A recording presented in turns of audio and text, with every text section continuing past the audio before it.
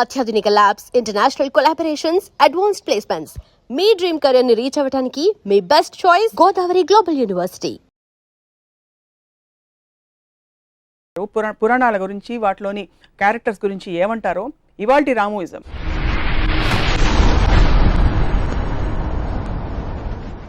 నమస్కారం. Latest tweet ఏంటి రామగోపాల్ గారు? Latest tweet on Ramayanam or Mahabharatam concept. Vinayaka Chavithi వచ్చినప్పుడు నేను ఒక సిరీస్ ఆఫ్ ట్వీట్స్ చేశాను. ఏమన్నాను, ఐసిస్, అల్ ఖైదా లాంటి ఒక విపరీత టెర్రరిస్ట్ ఆర్గనైజేషన్లు చేసే గౌరవాల తర్వాత అంతకు మించిన గౌరవం నేను విన్నది, ఒక తండ్రి తన ఇంట్లోకి రానియట్లేదని ఒక కొడుకు తల నరికేశాడు అని నేను పెట్టిన ట్వీట్. ఒకవేళ తన కొడుకు తల నరికి తర్వాత ఏంటి విషయం తెలిసి తన కొడుకే అని తనకి తెలిసి దారేపోయి ఏనుగు తల నరికేసి ఏనుగు తల పెట్టేశాడు. ఏనుగు తల పెట్టి మనిషి మీద పెట్టే శక్తి ఉన్నప్పుడు తన కొడుకు తలే పెట్టచ్చు కదా, మళ్ళీ ఏనుగు తల ఎందుకు అనేది ఒక ట్వీట్ పెట్టాను. నాకు గణపతి కథ అలా చెప్పారు. ఫస్ట్ శివుడు అనే దేవుడికి తన కొడుకు తనే తెలియదా ఒకటి, అది పక్కన పెడదాం. ఒక చిన్న పిల్లడు లోపలికి రావద్దు అన్నాడు, కానీ అటాక్ కూడా చేయలేదు. నన్ను రావద్దు అంటావు రా అని తల నరికేస్తే నాకు తెలిసి తాలిబాన్ కూడా చేయలేదు, కానీ మన దేవుడు చేశారు. దాని తర్వాత ఏనుగుని చంపితే ఇప్పుడు WWF అంత గోల్ చేస్తారు, మేము సినిమాలో కుక్కను పెడితే సెన్సార్ వాళ్ళు కుక్కర్ని ఏమైనా చేశారా అని అడుగుతారు. ఏమి అన్నం పోయిన తెలియదు, ఏనుగుని చంపేసి దాని తలను పెట్టారు. ఆ తల ఎందుకు పెట్టాలి అదో క్వశ్చన్. దాని మీద బాంబేలో ఒక శివసేన ఇలాంటి ఎంఎస్ గ్రూప్ వాళ్ళు ఇలాంటి ట్వీట్లు పెడతాంటే గణపతి అంటే చాలా పెద్ద ఈవెంట్ బాంబేలో.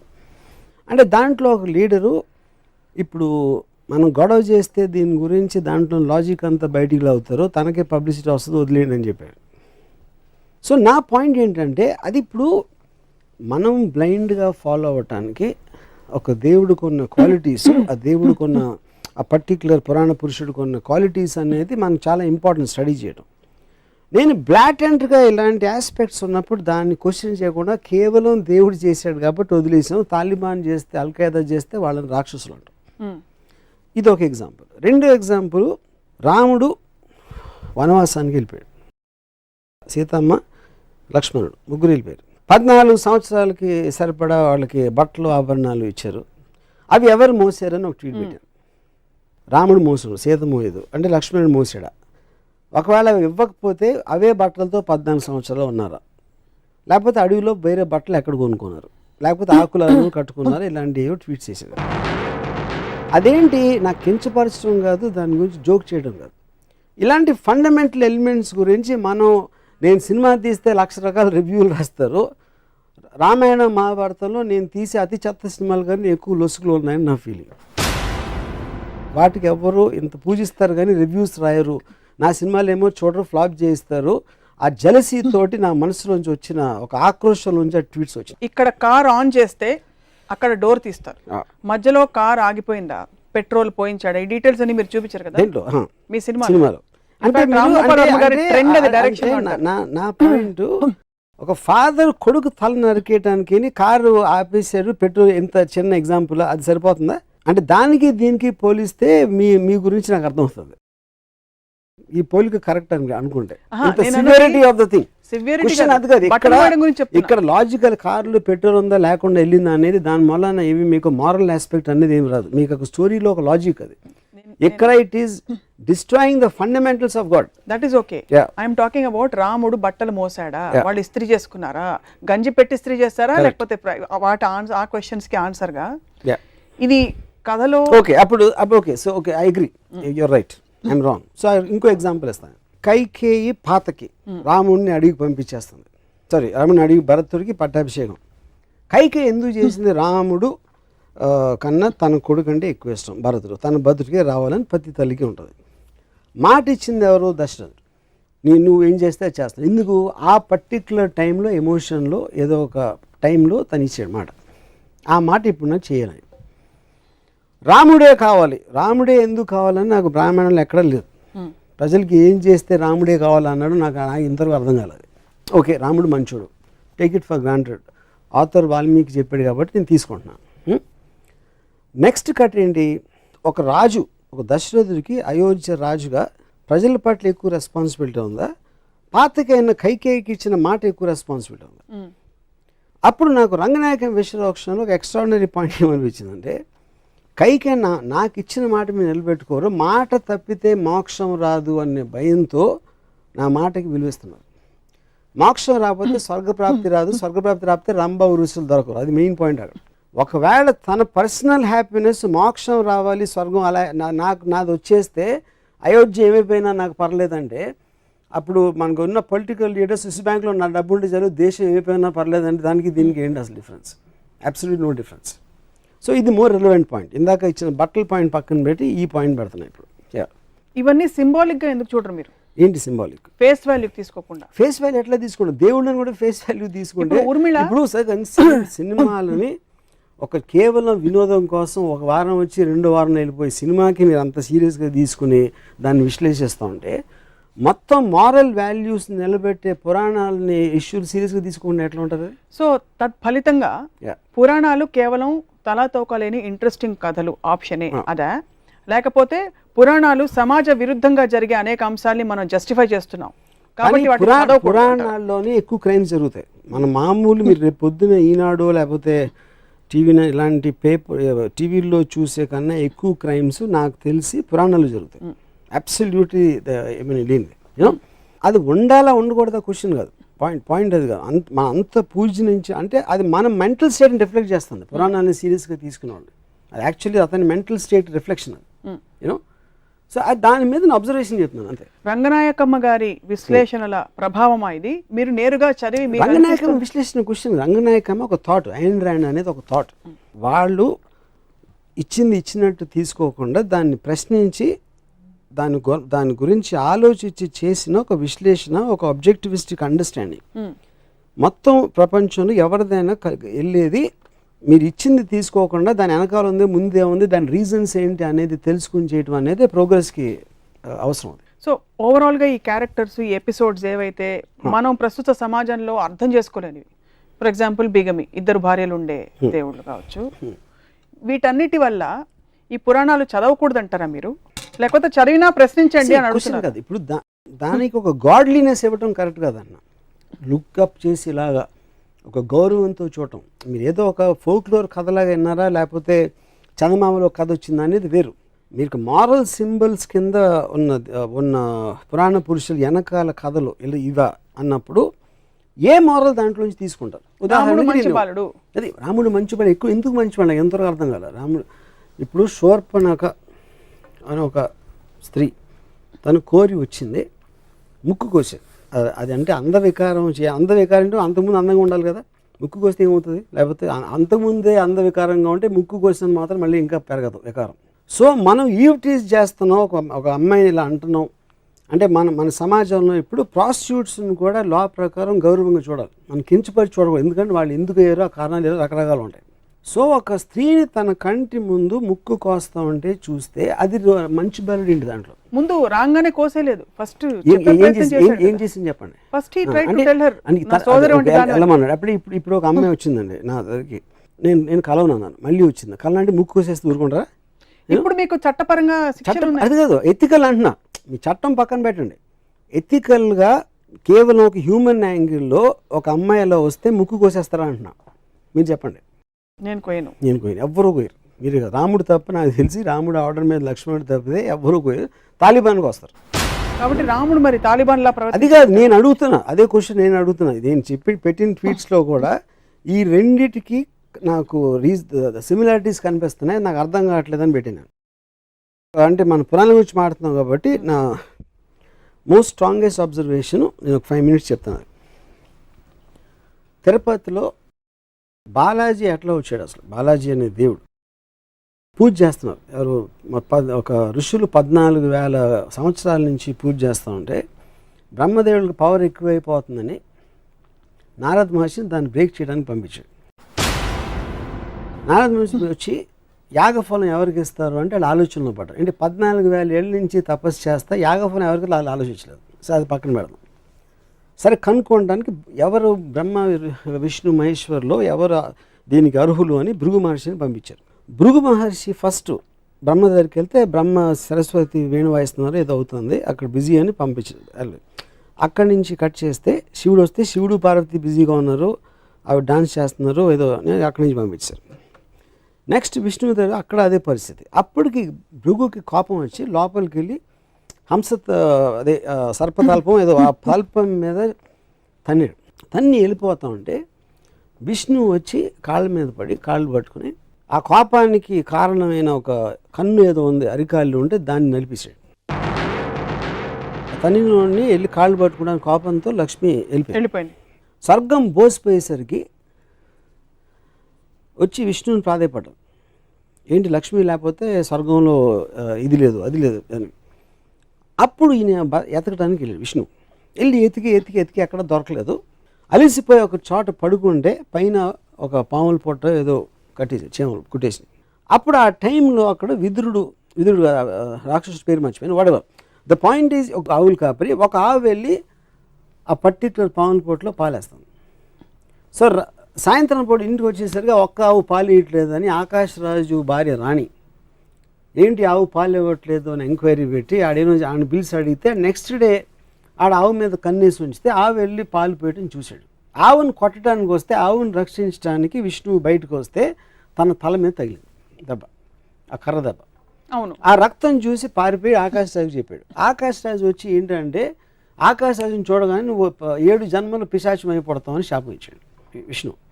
అదేంటి నేనేం చేశాను ఇప్పుడు చూడటానికి వచ్చి నాకు శాపం ఏంటంటే నువ్వు చెప్పింది కరెక్టే కానీ ఆ శాపం వెనక్కి తీసుకోలేను, అందుకని 7 జన్మలు పిశాచిగా మళ్ళీ తర్వాత దేవత అయిపోతామని ఒక అమెండ్మెంట్ ఇచ్చాడు విష్ణు.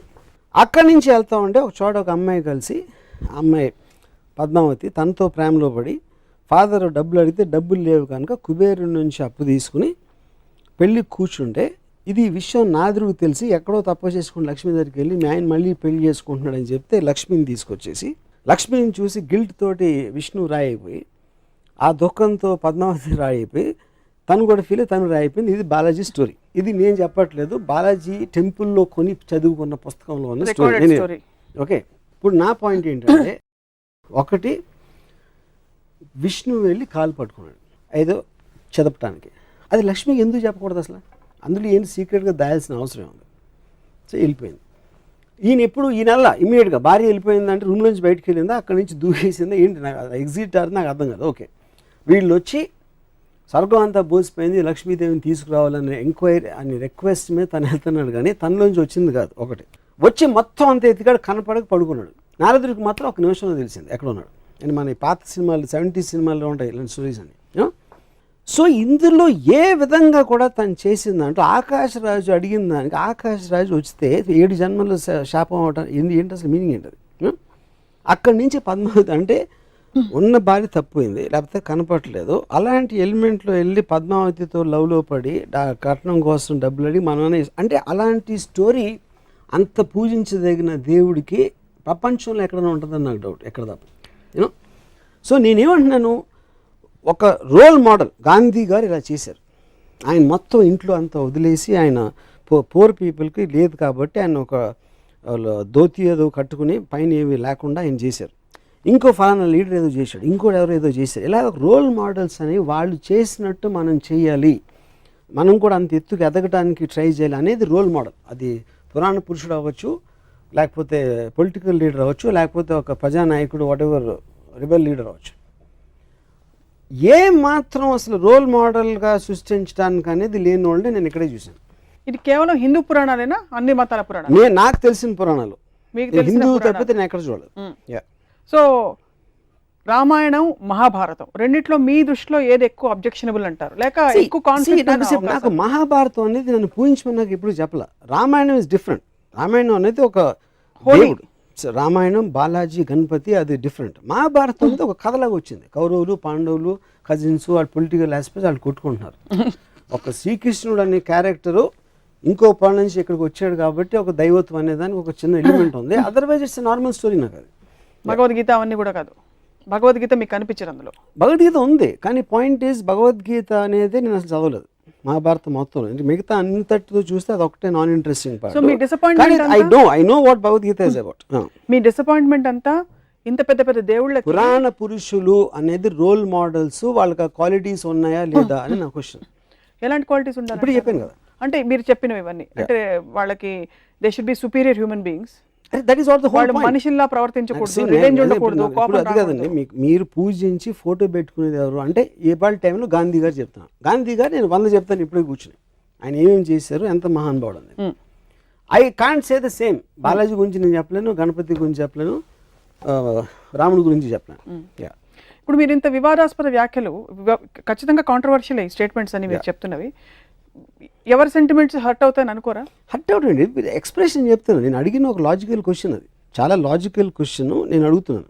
దానికి answer I also want to hear. I'm very curious to hear. నమ్మే భక్తులకి డీటెయిల్స్ అనే అవసరం లేదు, వాళ్ళకి అవసరం లేదు, వాళ్ళు చేయకూడదు నేను చెప్పట్లా. నేను ఒక స్వతంత్ర పౌరుడిగా నాలో నుంచి వచ్చిన ఒక డౌట్ని ఎక్స్ప్రెస్ చేస్తున్నాను అంతే. ఇప్పుడు ఎలా అయితే మీరు డౌట్లు ఎక్స్ప్రెస్ చేస్తున్నారో స్వతంత్ర పౌరుడిగా, ఆబ్జెక్టివ్ సోషియో సైంటిస్ట్గా, పురాణాల్లో ఉండే మంచి విషయాలు ఏమైనా తెలుసుకున్నారా? అంటే is there anything that inspires you in the Puranas, any character? నేను చదివినంత నాకు ఎక్కడ కనపడలేదు. ఎక్కడ అంటే ఏంటి, బాగుండాలి, అందరినీ బాగా చూసుకోవాలి, భార్యని సతీమణి అని చూసుకోవాలి, భార్య ఏంటి, లేకపోతే తమ్ముడు అన్నయ్యను కొలవాలి, అలాంటి ఏమంటుందని ఏబిసిడీలు చిన్నప్పుడు హ్యాండ్ రైటింగ్ బుక్స్లో ఉండే అడ్వైజులు అయ్యే అనుకుంటే ఓకే, అవేవి మిమ్మల్ని కానీ అవి ఉన్నాయి. కానీ ఏదైతే ప్రిన్సిపల్ క్యారెక్టర్స్ పురాణంలో వాళ్ళు ఎవ్వరు దాన్ని పాటించరు. మనకి చెప్పే నీతులు పురాణ పురుషుల్లో అత్యంత పెద్దవాళ్ళని మనం అనుకుని ఎవ్వరూ అవి పాటించరు. ఇప్పుడే మీకు ఎగ్జాంపుల్స్ చెప్పాను. పురాణ పురుషుల్లో ఉదాహరణకి, పురాణాల్లో ఇంటెన్షన్, ఒరిజినల్ ఇంటెన్షన్, రాముడు లాంటి ఒక మహోన్నతమైన మానవ రూపంలో ఉండే దేవుడు ఇంకో పరస్త్రీకి వేసి కన్నెత్తి చూడు, అందుకే రాముడు అంతటి నిజాయితీ ఉండే వ్యక్తి, అంటే కమిట్మెంట్ ఉండే వ్యక్తి అని చెప్తారు. అలాగే సీతమ్మ వారు, ఆవిడ వెళ్ళి అశోకవనంలో కూర్చున్న సమయంలో రావణాసురుడు అంతటి ఘోరమైన రాక్షసుడు కూడా, 10 తలకాయల రాక్షసుడు కూడా పరస్త్రీ కదా అని అడ్వాంటేజ్ తీసుకోలేదు. ఆవిడ అశోకవనంలో అక్కడ పెట్టాడు కానీ ఆవిడని. So there lot of good things to talk about. ఇప్పుడు చెప్తాను. ఇప్పుడు విష్ణువు అనే ఒక దేవుడు డబల్ రోల్లో రాముడు కృష్ణుడుగా వచ్చాడు. రాముడేమో ఏకపతివ్రతుడు, కృష్ణుడేమో 1000 మంది గోపికలతో ఉంటాడు. సో అప్పుడు ఎవరిని తీసుకోవాలి నేను? ఇదొక కృష్ణుడు కాదా? ఇదొక యుగం, అదొక యుగం. యుగం కాదు, యుగాలు ఎందుకు? యుగాలు మారినా మీకు నీతులు ఎట్లా మారుతాయి? ఎందుకంటే ఫోకల్ పాయింట్ మారుతుంది, మీరు పర్స్పెక్టివ్. అప్పుడు రాముడు ముందా కృష్ణుడు ముందా? రాముడి ముందు. అప్పుడు కృష్ణుడికి 1000 వస్తే ఇప్పుడు 1,00,000 అవ్వాలిగా. ఇంకొక అవతారం వస్తే వస్తుందేమో. అది కాదు, మీ రోల్ మోడల్ అప్పుడు మనం ఫాలో అవ్వాలి.